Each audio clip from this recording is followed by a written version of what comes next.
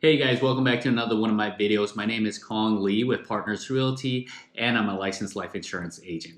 Today I wanted to talk to you guys about how I break down a rental property. Like all my previous videos, this is not legal or financial advice. This is just me going over my thoughts for entertainment purposes only. First, let's take a look at the market. August 2024, we are still seeing a seller's market. What that means is prices are still high and it's still very competitive for buyers to get into a home. We are seeing some homes sit for a little bit longer on the market just due to the condition that it is in, but as soon as a move-in ready home comes on the market, it's usually gone within a week. What this tells me is that sellers are still expecting a very high sales price and that buyers are just patiently waiting until the right house to come along before putting in their best offer. So what can we expect as a buy and hold investor in this market? I'd say little to no cash flow for buy and hold.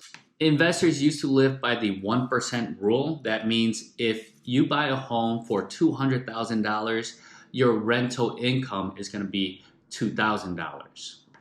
This also comes along with the expectation of cash flowing $200 per unit. So if you have a duplex, then that's going to be $400 cash flow. Now in this market, investors are just really counting on paying down the mortgage and having equity in the home and seeing the equity grow over time as the home appreciates in value. Investors are also hoping that the interest rate will go down and so they could refinance later and actually cash flow again. Now let's take a look at an example of what we're seeing in the market today. Okay, so for this example, we are looking at a duplex, which is a 2-bedroom, 1-bathroom in each unit. Our purchase price is going to be $300,000, and as an investor buyer, we are going to put 20% down on a conventional loan with 4% closing costs and an interest rate of 6.5. Our monthly payment of PITI comes down to roughly $1,887. Okay, so let's say that our rental income is going to be $1,200 a month times 2 because it's a duplex, which makes it about $2,400 a month. Utilities are all paid by the tenants, and your maintenance is going to be $100 a month with CapEx at $100 a month, vacancy another $100 a month, and your trash between the two tenants is going to be $80 a month. So your total expense is just going to be $380, counting from maintenance down to trash. Okay, so here's our cash flow for this duplex.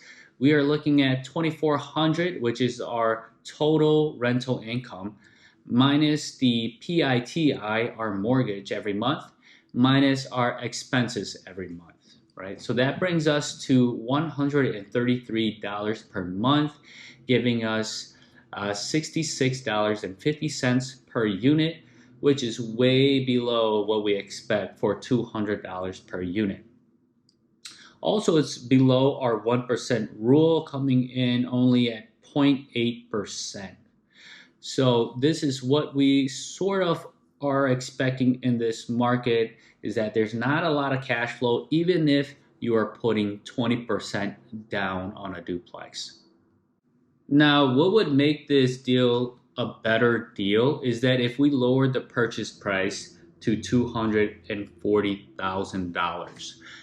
This will cause the PITI to be $1,535, and our cash flow would then become $485 per month at $242 per unit, which meets the 1% rule exactly. So 1% comes from the $240,000 sales price times 1%, give us a monthly rental income of $2,400, right?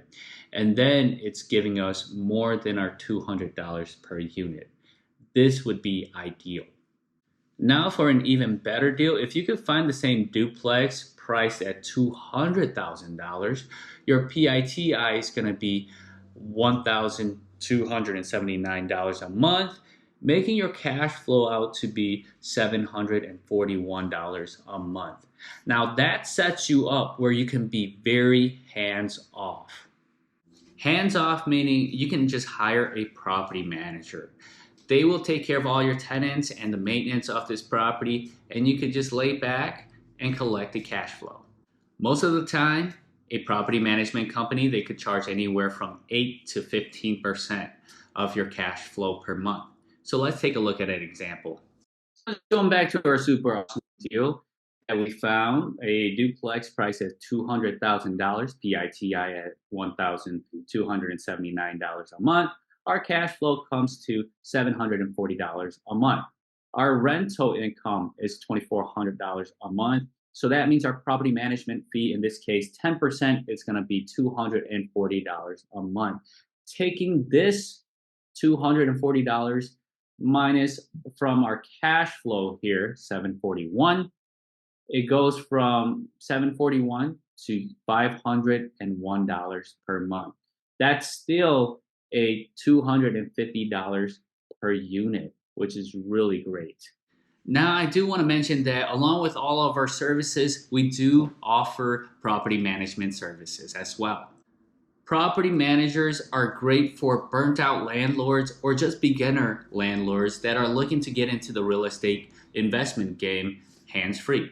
So if you or any landlords you know are looking for property management services, please feel free to reach out to us. And that is all for my video. I hope you enjoyed it, and I'll see you on the next one.